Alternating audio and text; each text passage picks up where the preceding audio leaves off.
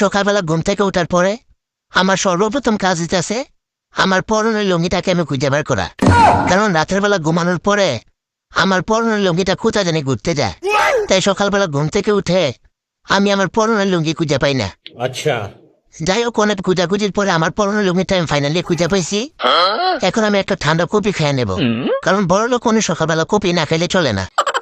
এখন সরাসরি চলে যাবো গোসল করার জন্য, কারণ সকালবেলা গোসল করলে মনটা হালকা হয়ে যায় আর শরীরটা অনেক পাতলা হয়ে যায়। গোসল শেষ হওয়ার পরে এখন রুমে এসে বালা তেল মাথার মধ্যে একটু মাখিয়ে নেব, একটু বেসিলিন ঠোঁটের মধ্যে লাগিয়ে নেব। বেসিলিন লাগানো শেষ হয়ে গেলে এখন আমি সরাসরি চলে যাবো রান্নাঘরে ঠিক আছে। রান্না করার জন্য। এখন আমি চিন্তা করতে হবে আমি যত তাড়াতাড়ি রান্না করতে পারি।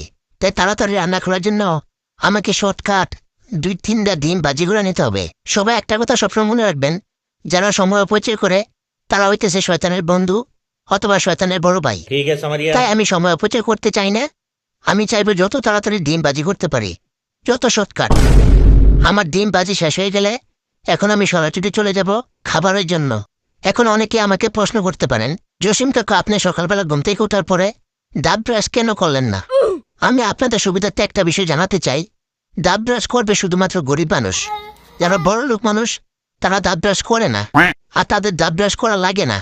ঠিক আছে, ঠিক আছে সামারিয়া। আমার খাওয়া দাওয়া শেষ হয়ে গেলে আমি সরাসরি চলে যাব আমার বিছানায়। রুমে আসার পরে মোবাইলটা হাতে নিয়ে বাংলাদেশের বউ ব্যবসায়ীদের কিছু কাপড় ব্লগ দেখব, তারপর ঘুমিয়ে যাব। গাইস, কত পরিশ্রম করলাম সারাদিন, তাই না? ঠিক আছে, সবাই ভালো থাকবেন, ঘুমাই যে এখন।